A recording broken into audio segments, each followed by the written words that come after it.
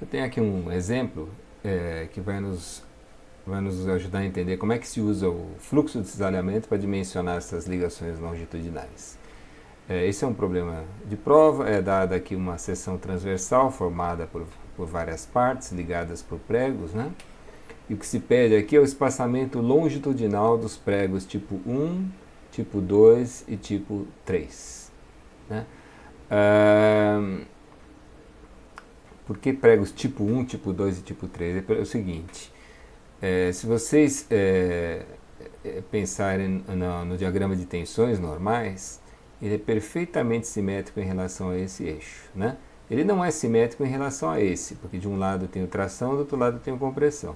Mas em relação a esse eixo vertical, ele é simétrico. Tá?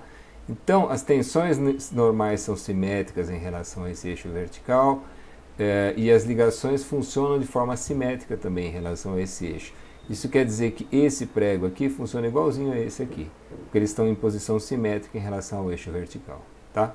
Da mesma forma, esse prego tipo 2 funciona da mesma maneira que esse, eles estão em posição simétrica.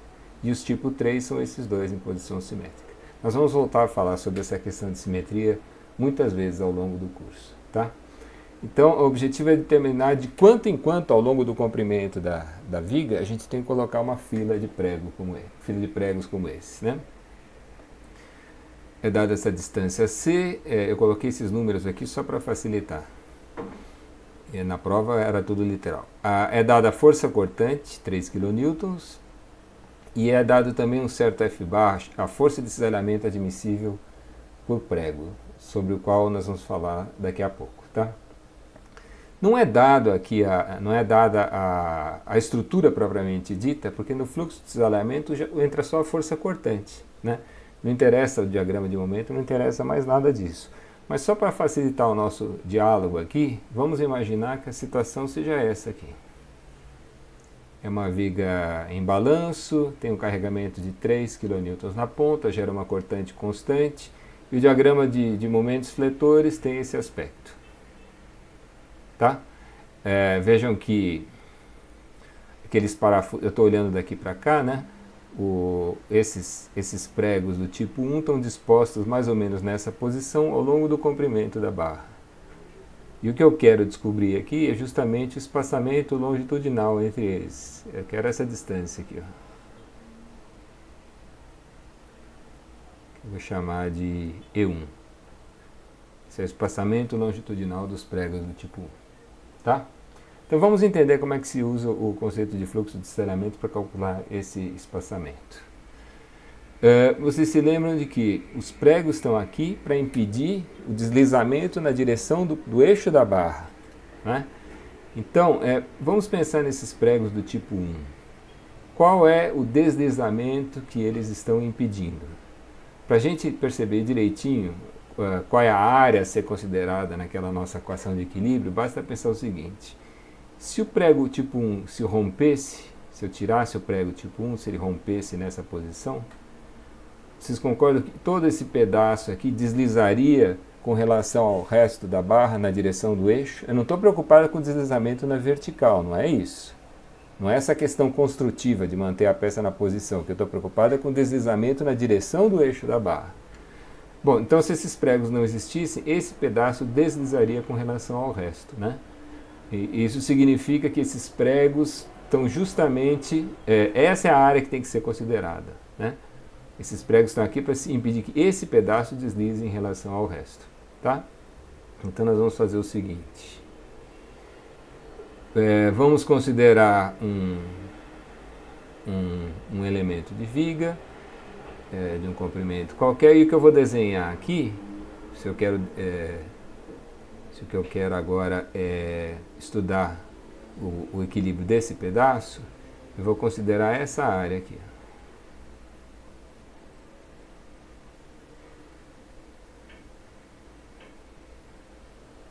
Essa vai ser a área asterisco 1. É a área asterisco para estudar a solicitação sobre os pregos do tipo 1. Tá? Bom, eu vou desenhar essa área asterisco aqui.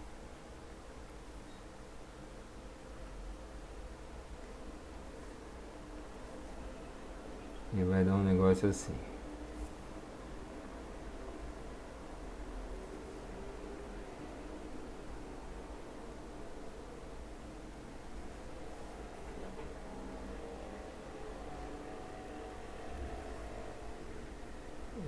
negócio assim, né?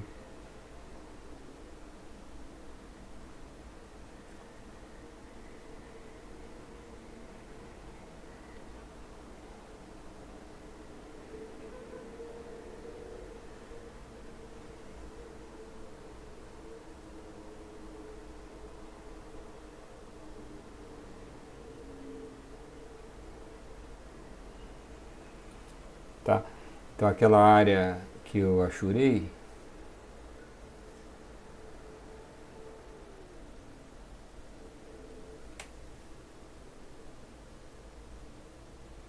era essa aqui.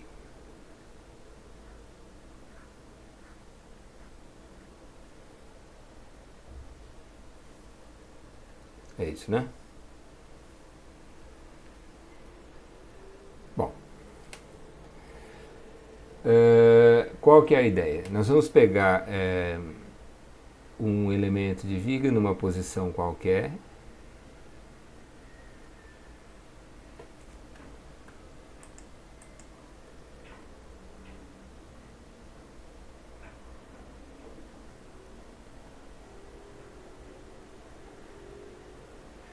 e consultando o diagrama de momentos, a gente percebe que ele é diferente nas duas faces desse elemento, né?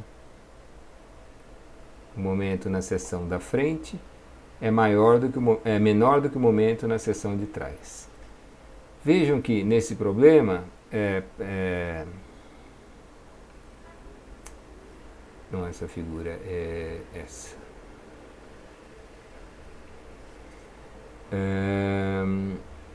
A tração está em cima, né? E todo esse elemento está situado abaixo do que seria a linha neutra. Nós vamos falar sobre isso daqui a pouco, né? Então toda essa área aqui está sendo comprimida, tá certo? Se ela está sendo comprimida, a resultante das tensões normais nessa face é uma força de compressão.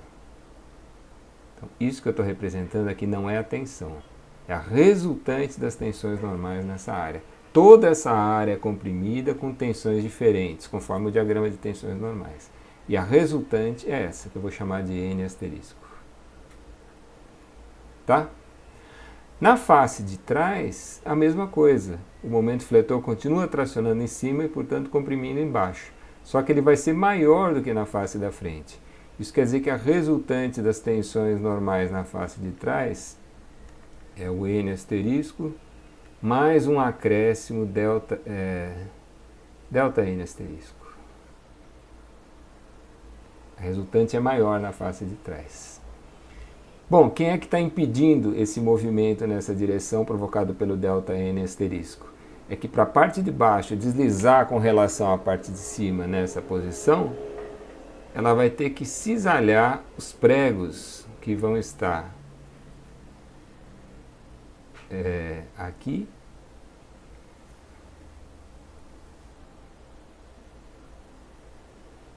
vamos fazer uma cor mais, vai ter um prego aqui sendo cisalhado e lá atrás vai ter outro, não é isso? Vamos olhar nessa figura aqui.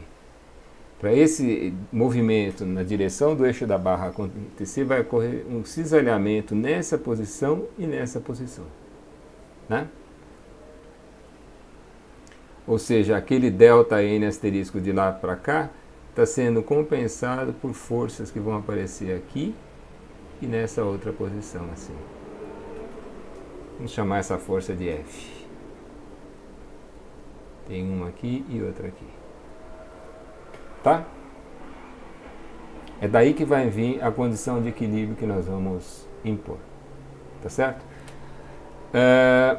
Antes de eu falar sobre essa condição de equilíbrio, deixa eu só fazer um comentário rápido.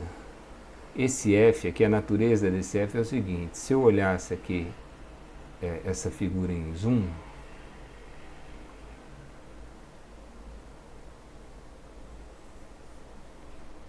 a seção transversal do parafuso apareceria assim, né? E o que a gente observa é que nessa seção transversal, vejam, existe um, eu não sei como vocês estão enxergando, porque vocês estão no outro sentido, estão de lá para cá, né? Mas existe algo empurrando ele para cá. Para esse deslizamento acontecer, vão se desenvolver tensões de cisalhamento aqui nessa face. Essas são tensões que eu vou chamar de tal. A resultante dessas tensões de cisalhamento, se eu imaginar que elas são constantes nessa seção transversal do prego, e é razoável supor isso, é o que eu estou chamando de F. Essa força F aqui é a tensão de cisalhamento na seção transversal do prego vezes a área da seção transversal do prego. Vamos chamar de A índice P. Tá? Então, é isso que eu estou chamando de força de cisalhamento no prego. Seria a força cortante na seção transversal desse prego. Tá certo? Bom, então voltemos aqui. Eu preciso montar uma equação de equilíbrio. A ideia é a seguinte, olha, aqui que vai entrar o fluxo de cisalhamento.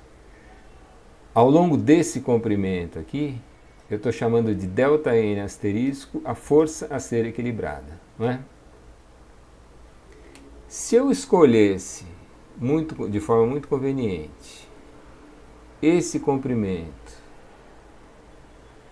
como sendo justamente o espaçamento longitudinal dos parafusos, como eu fiz aqui, né? Se eu tomar esse comprimento exatamente igual ao espaçamento longitudinal dos parafusos ou dos pregos, eu garanto que ao longo desse elemento vai ter só um prego de cada lado, um aqui e um ali. Então pensem bem, o fluxo de cisalhamento é a força a ser equilibrada por unidade de comprimento da viga. Se o comprimento desse elemento for E1, a força a ser equilibrada vai ser o fluxo de cisalhamento vezes E1. Na verdade, esse ΔN asterisco aqui, nesse caso, vai ser o fluxo 1, que eu estou chamando de F1, vezes E1. Tá certo isso? Pensem bem. O fluxo de cisalhamento é a força a ser equilibrada por unidade de comprimento. Quer dizer que se esse comprimento fosse 1, a força a ser equilibrada seria o fluxo de cisalhamento. Se esse comprimento for E1, a força a ser equilibrada é o fluxo de cisalhamento vezes E1. Isso aqui tem dimensão de força. É força por unidade de comprimento vezes um comprimento. Tá? Então a equação de equilíbrio que nós vamos montar para resolver esse problema é a seguinte. O fluxo de cisalhamento vezes E1, isso é o equilíbrio.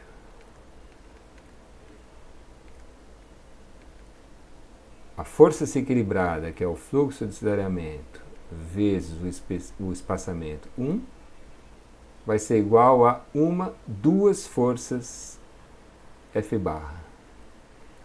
Tá? No caso geral, eu vou dizer que a força a ser equilibrada é 2 vezes F. Agora, o nosso objetivo é usar o maior espaçamento possível, né? A gente quer economizar no número de pregos.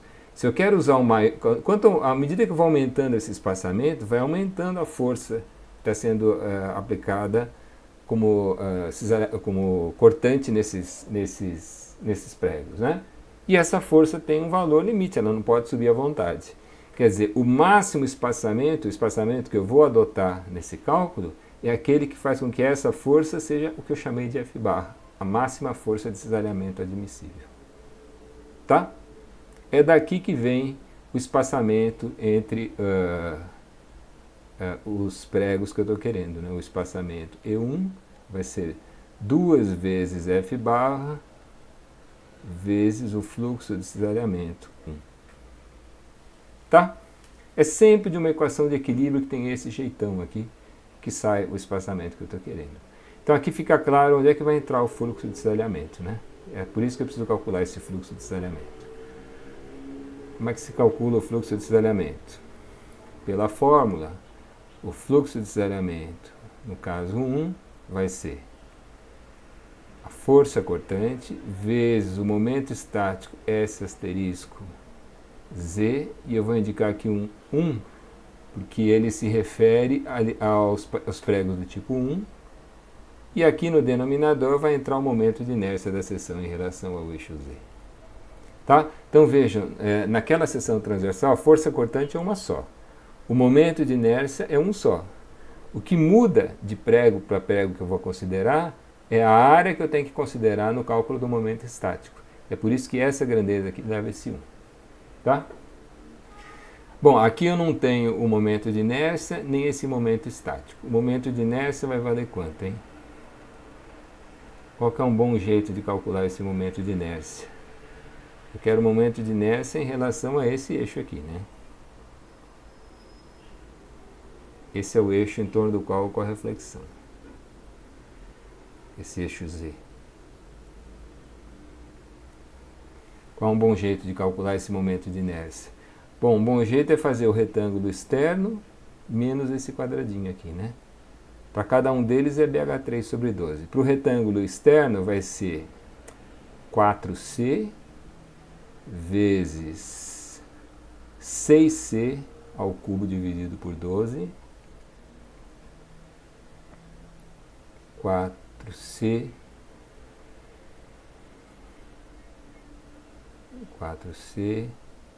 vezes 6C ao cubo dividido por 12, né? E para o quadradinho é 2C vezes 2C ao cubo sobre 12. Ou seja, 2C a quarta sobre 12. Fazendo essa conta vai dar, substituindo o valor de C, dá 5.724 centímetros quadrados. Esse momento estático aqui, S asterisco Z1,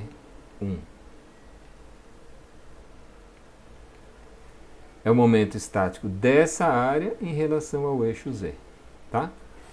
Vejam que, se eu imaginar que esse prego se rompe, eu posso entender que isso desliza com relação ao resto, ou que o resto desliza com relação a isso, tanto faz, né? Só que naquela figura do equilíbrio que eu fiz, eu estou analisando isso deslizando em relação ao resto.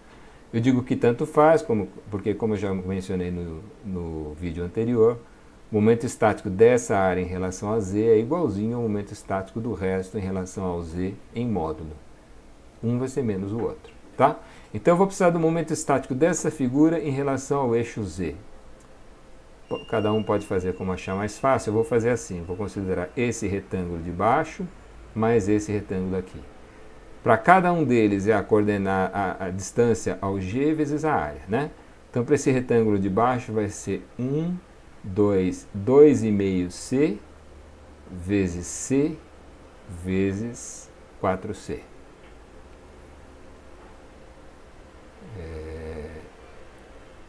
2,5C dá 5 meios de C vezes 4C. Tá? Isso aqui é a coordenada do G e isso aqui é a área. Para o outro retângulo, para esse retângulo aqui, a coordenada do G é 1C mais meio, né? 1,5C vezes C vezes 2C. Ou seja, 1,5C vezes C vezes 2C. Isso aqui vai dar 13C ao cubo e o resultado é 351 centímetros cúbicos, hein? Cuidado aqui. O momento estático é uma distância vezes área, tem dimensão de volume, tá? Bom, substituindo isso aqui em cima, com a força cortante de 3, vai dar o fluxo de desalhamento igual a 0,184. 0,184 o que, hein? Lembre-se de que fluxo de desalhamento é força a ser equilibrada por unidade de comprimento. Se a força cortante entrou em kN e o resto está em centímetro, isso aqui só pode ser kN por centímetro. Tá? Bom, agora é pegar esse fluxo de desalhamento e jogar aqui. O espaçamento longitudinal dos pregos do tipo 1 é 2 vezes a força admissível dividido pelo F1.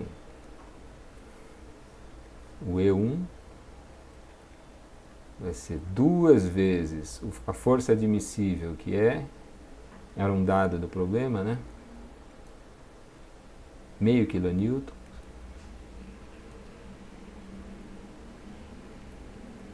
dividido por esse fluxo de desalinhamento 0,184. E aí, se eu não errei nas contas, vai dar 5,4 centímetros. Tá? Esse é o espaçamento longitudinal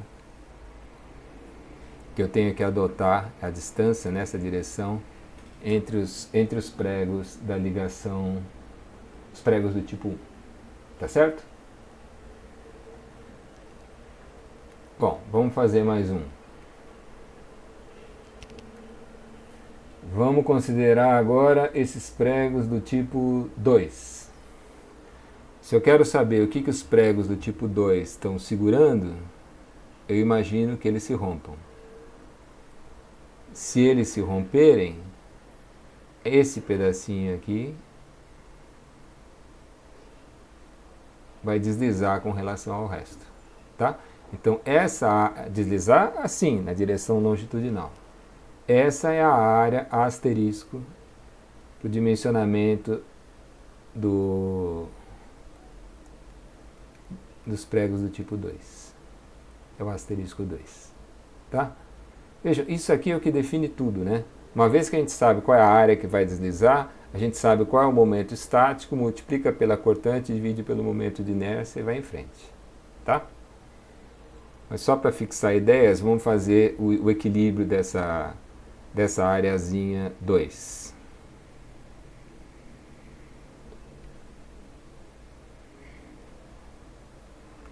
O equilíbrio dessa areazinha 2 fica assim.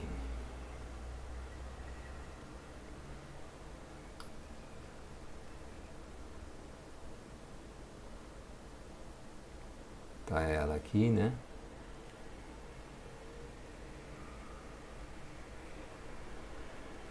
Essa aqui é a areazinha 2. Percebam que essa área está toda acima da linha neutra, né? E acima da linha neutra, para esse carregamento, significa tração. Isso quer dizer que do lado de cá desse lado existem tensões normais de tração, que não são uniformemente distribuídas nessa área, elas variam, né, com a altura, mas a resultante delas vai ser uma força de tração. Tá? Do lado oposto, a mesma coisa. E como o momento fletor é maior em direção ao engastamento, se essa aqui é N asterisco, essa aqui é N asterisco mais um acréscimo delta N asterisco. Tá certo isso? Né? A área agora está aqui em cima é tração, e o momento fletor é maior à esquerda do que à direita, vai dar um negócio desse. Bom, existe um delta N asterisco empurrando esse negócio para a esquerda, né? Quem vai impedir esse deslizamento é a ação desses pregos que estão aqui. Ou seja, existem pregos aqui e aqui, que se esse bloquinho é empurrado para lá com um delta N asterisco, o resto da seção transversal vai fazer com que esses pregos sejam cisalhados nesse sentido.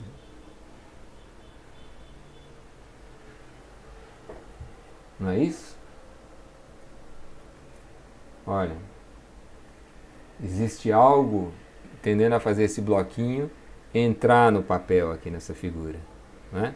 Para ele entrar no papel, o resto da seção transversal vai cisalhar no sentido oposto. Tá?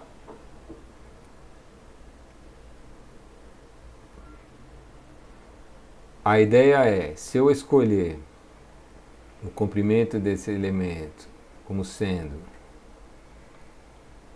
o espaçamento longitudinal E2, eu garanto que aqui dentro só vai ter uma linha de pregos, não é? E, portanto, vai ter só dois Fs aqui, um F do lado de cá e um F do lado de cá. Mais do que isso, se eu disser que esse comprimento é E2, a força a ser equilibrada, esse ΔN asterisco aqui, vai ser o fluxo de cisalhamento 2 vezes o E2. Não é?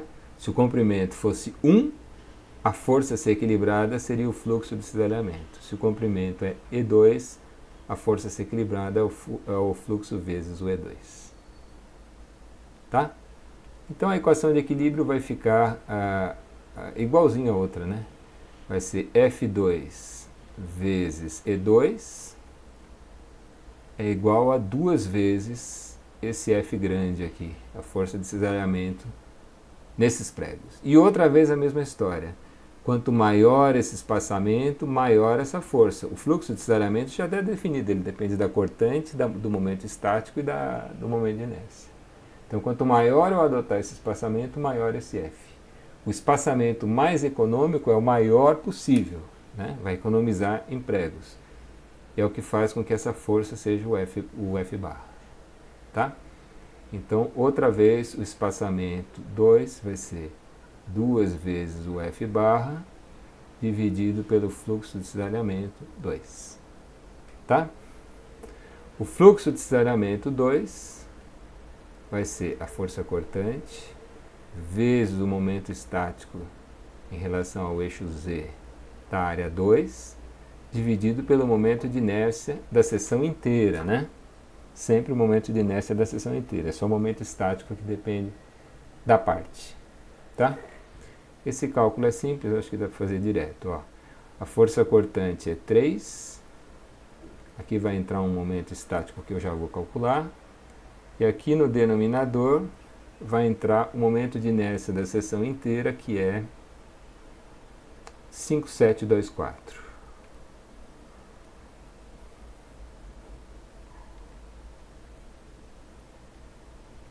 Tá? Quem é o momento estático que vai entrar aqui?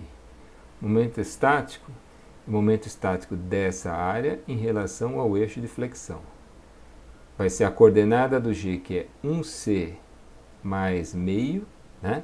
Ou seja, 1,5C vai dar 4,5 centímetros. Essa é a coordenada do G.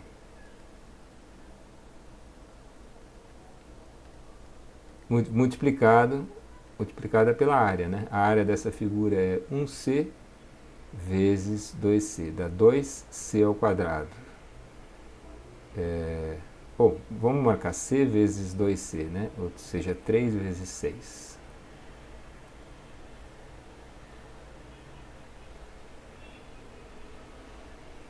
Tá? E aí, fazendo essa conta, o fluxo de cisalhamento dá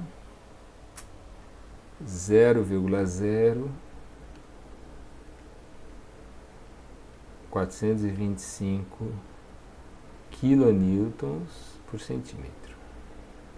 Se eu não errei a conta. Tá?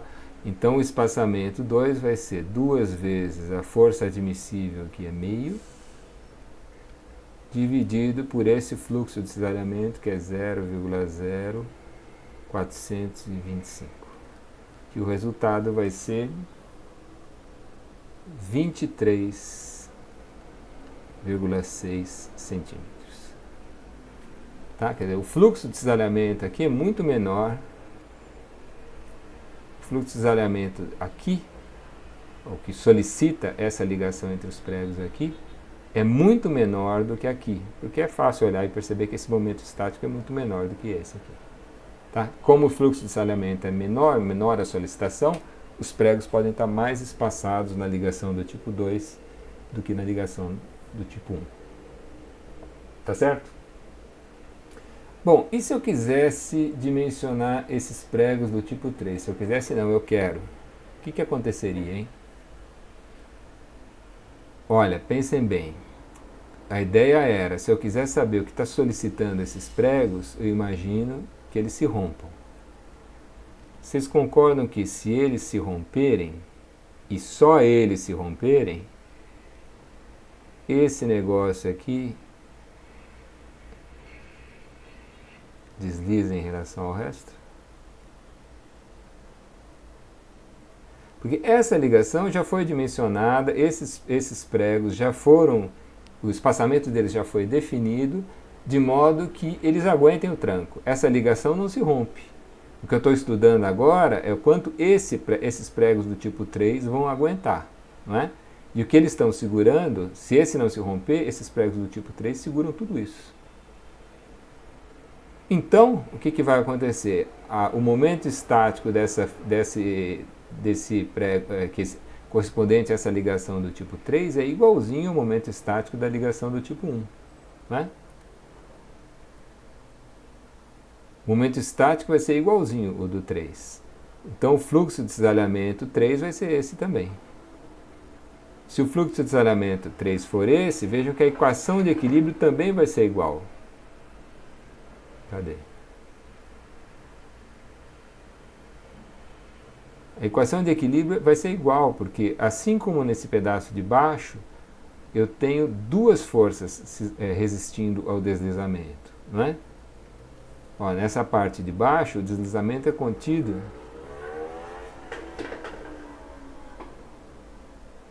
Nessa parte de baixo, o deslizamento é contido por duas forças F. Na parte de cima, também é essa aqui mais essa aqui. Elas estão em outras posições, mas do ponto de vista do equilíbrio na direção longitudinal, tanto faz. Tanto faz se a força está aqui ou está aqui nessa outra posição, como estaria na parte de baixo. Tá? A equação de equilíbrio é exatamente a mesma.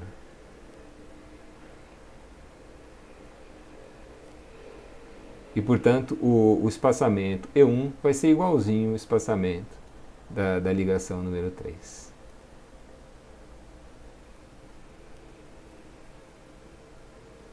Cadê? Esse E1 vai ser igual ao E3. Tá? Com um pouco de prática, a gente bate o olho assim e já consegue identificar quais são as situações críticas, né? Um pouco de prática a gente já percebe, ó, isso aqui vai ser igualzinho o 1, porque as áreas são as mesmas, as áreas que eles estão segurando. E o 2 vai ser menor, porque é um pedaço da área que está sendo segurada pelo 3. A gente já sabe o que esperar. Tá bom? É isso aí.